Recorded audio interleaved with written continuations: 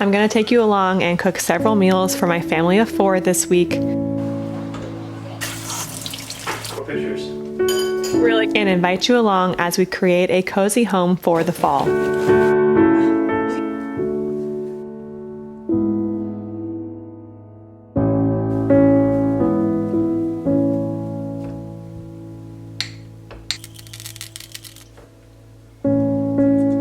Every morning I start the day with a kefir smoothie with some Hawaiian frozen fruit. I tidy the kitchen and prepare everything the best I can for the day or week ahead.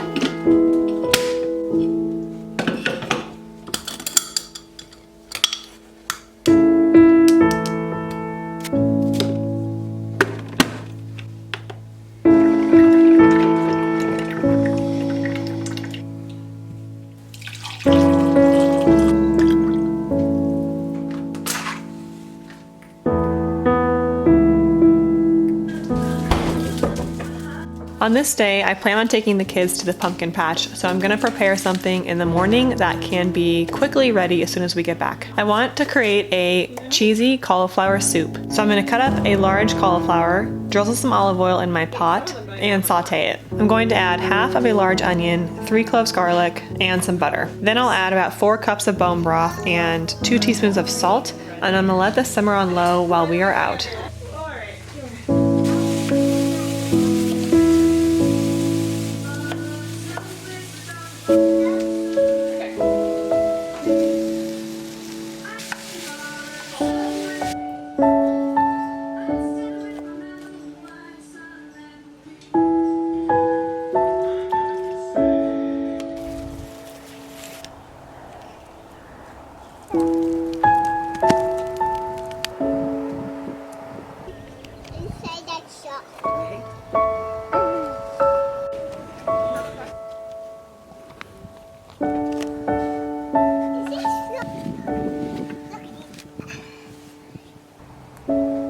I feel especially grateful that I can take my kids out to the pumpkin patches or even just the river or a nearby park during these crisp, sunny, beautiful fall days. Now that we're back, I'm gonna finish this soup. I'm gonna shred a bunch of cheese up. I'm using cheddar and Parmesan here. And then I'm gonna use an immersion blender to combine all the ingredients in the soup.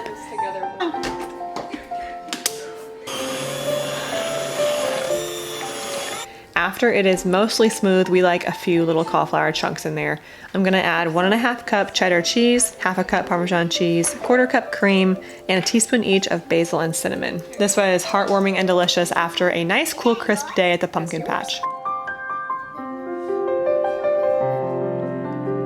I want to thank today's video sponsor, Quince. We are always getting new bedding depending on the season, or a child needs a new bed, and I just don't think that bedding should be something that should break the bank. And of course, we believe in high quality organic bedding. Just like food, anything that goes into your body, whether it is eating it or touching your skin, should be organic and free of harmful chemicals, pesticides, and other toxic ingredients. Quince Bedding believes that quality shouldn't be a luxury. They choose premium materials and designs that stand the test of time. Their products feel nicer and last longer. We love how low Quince's prices are for bedding. Quince keeps prices low by using a factory direct model where they cut out the middleman. They do not have an in-person store, so you're just getting the goods straight from where they are being made. This means that they are significantly less expensive than most premium organic bedsheet companies. Going into the colder months, we are getting a down duvet insert for my daughter so that she can stay warm at night. We got her the premium down comforter because now that it's getting colder, it can get quite chilly in our house, and we want to make sure everybody is warm for the cold season. I like that they have a lightweight and all season and an ultra warm option for different climates. We chose the all season, and so far she has really been liking it. It is so soft and comfy, very fluffy and cozy to snuggle with for the colder months. So my daughter's room got a little refresh this week. Quince's cotton is highly breathable to bring comfort all year round. The bed sheets are also very easy to put on with deep pocket corners for stretching the fitted sheet, and also a top and bottom label so that you don't have to guess where you're putting your sheet. If sleeping organic is important to you, but you don't want to pay such a high price tag, make sure to check out Quince at the link in my description and shop their bed sheets, duvets, etc. for a new style for your bed this season. This is my fall front porch. If you saw in the last clip, the pumpkin patch we went to had a lot of small, tiny pumpkins, and I really like that for this year. I'm gonna try to put as many of these cute, tiny baby pumpkins in our home as I can.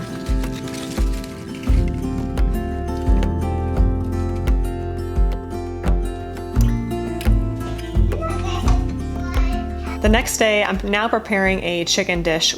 This is gonna be a maple glazed chicken breast. Again, my hope is to make this very easy in the morning, have it prepared so that we can quickly eat it when we get back from our outing today. I'm gonna be using a 1/4 cup maple syrup, 2 tablespoons cocoa aminos, you can also use soy sauce, 1 teaspoon of salt, 1/2 teaspoon pepper, and 1/2 teaspoon each of garlic and onion powder. I like meals that are quick to prepare and then quick to finalize cooking whenever we get back for lunch.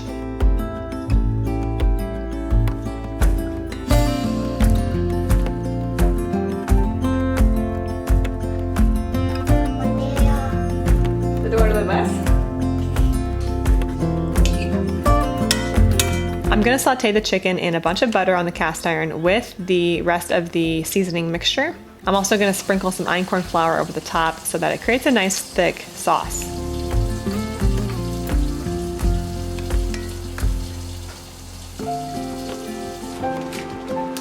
Now we have a lot of what I call summer squash, various squashes. When I first got these squashes a few years ago when we started doing the CSA pickup, I honestly didn't know how to prepare them. My new method of cooking, however, has forced me to do a just cook it method where I just cut the vegetable up and cook it in the oven. I know that sounds really simple, and it is, but it works every time, and it's especially good with these summer squashes. And actually, I'm not using an oven here, I'm gonna be putting these on the stove. If you cut food up really small, especially a vegetable that you don't really know what to do with, or any meat for that matter, it will cook faster, and so that's been my strategy a lot of the times when I've got hungry kids and I just need to get them cooked. Now this is gonna be really good because it's gonna saute in the mixture with the chicken, so that's gonna flavor them up really nicely. I cooked some rice using bone broth in the Instant Pot, and this was a fantastic meal for everybody. Everyone from the baby all the way up to the toddler and the adults loved this meal. I got some corn from a local farm that I'm gonna be putting in the fridge for another night. I found these chanterelle mushrooms. I hope I'm saying that correctly. We don't have them growing all over the place here, but I did find them in my grocery store and I'm excited to try them. I can now say after buying them multiple times after this video that they are delicious and we really love the taste of these guys. This is gonna be a really simple dinner of pasta with meat and red sauce. I'm cooking up an ancestral blend of bison from my local store, which includes the liver and the heart in the ground meat, which is my favorite way to get liver and heart and organs is through ground meat.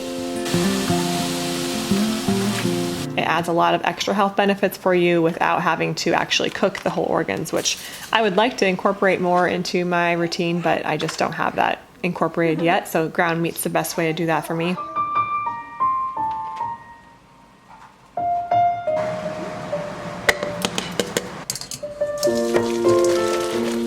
Some fresh made noodles from our local store, and the spaghetti sauce is going to be from our homemade pasta sauce I made in the last video. We have a lot of tomatoes this year in our garden, and this sauce is my absolute favorite because I seasoned it with red wine, honey, apple cider vinegar, lemon, and it was just so incredibly good. Make sure you check out the last video before this to see how I made the sauce if you're interested. I love feeding meals to my babies who really like it.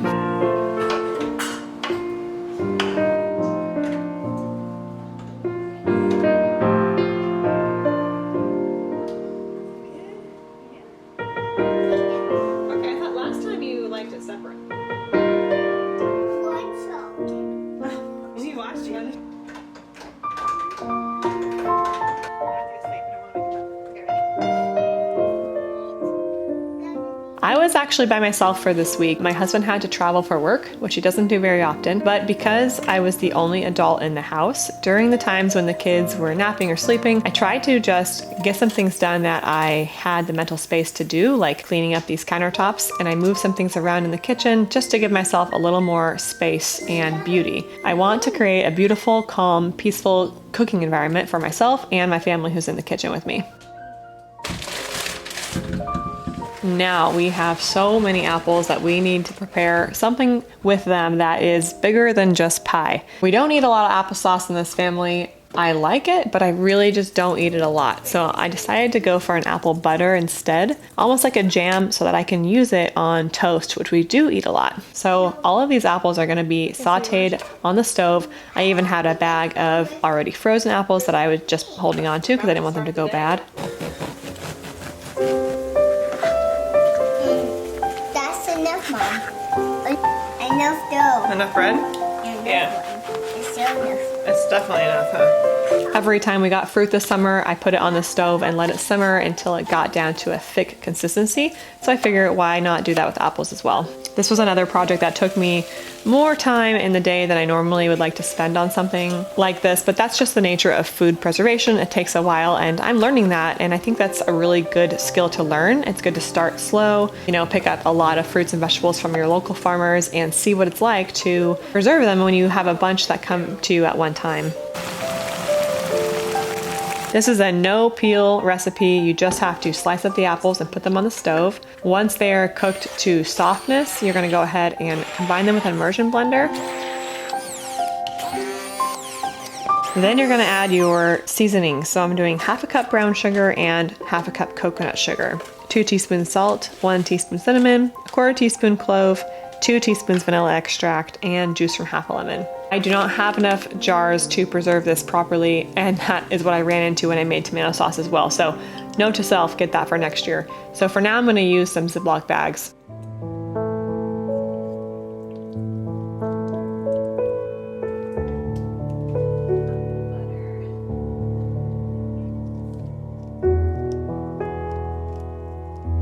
Put these in the sizes I think that would be most helpful for pulling out for the week when I'm gonna be using them for jam or even peanut butter and jelly, that kind of thing.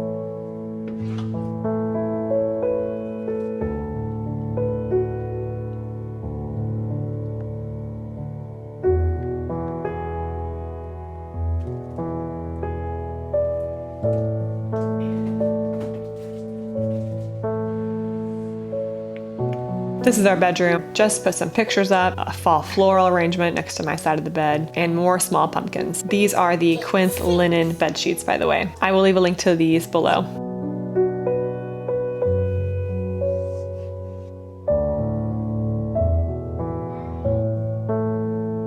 Doesn't the room look pretty?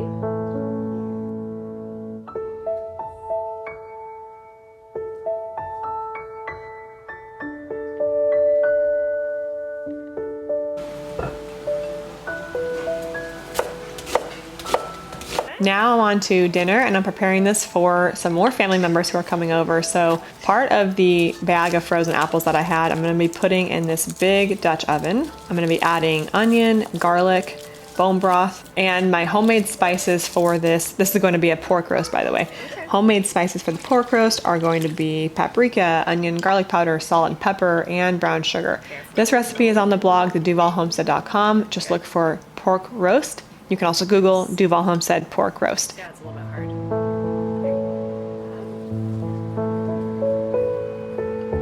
That works. It's one of my most popular recipes, actually. And I think it's because I share the secret to a incredibly tender pork, and that is just to let it keep cooking forever and ever. A lot of times we try to measure the temperature of our meat and we say, oh, it's done if it's at 160 degrees or whatever. But this is the kind of thing you want to let it go to at least 205 degrees. It's way past the done point. That's when the meat starts to break down and gives you that fall apart tender meat.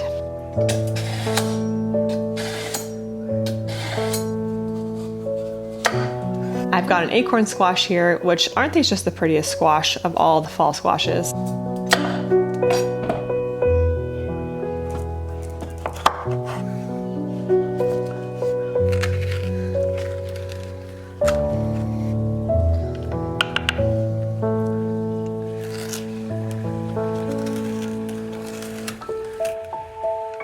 I'm gonna be giving these seeds to our chickens who are gonna love them. If you don't know this, chickens actually get parasites a lot, as do most animals, and squash seeds, like pumpkins, butternut squash, that kind of thing, actually get rid of the parasites. So this is a really good thing to give to farm animals.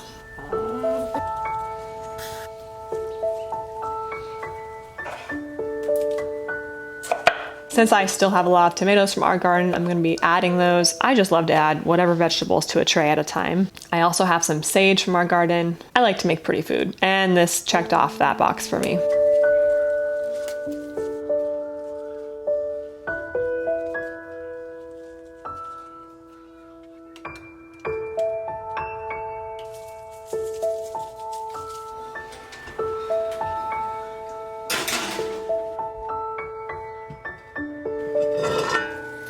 The pork is done now. It had been cooking all day. We went out, came back, and everyone enjoyed this so much. Right now, this is why I don't sit down, because I can't. Go have one more bite of apple. Pictures. Really cute. Almost the same day, too.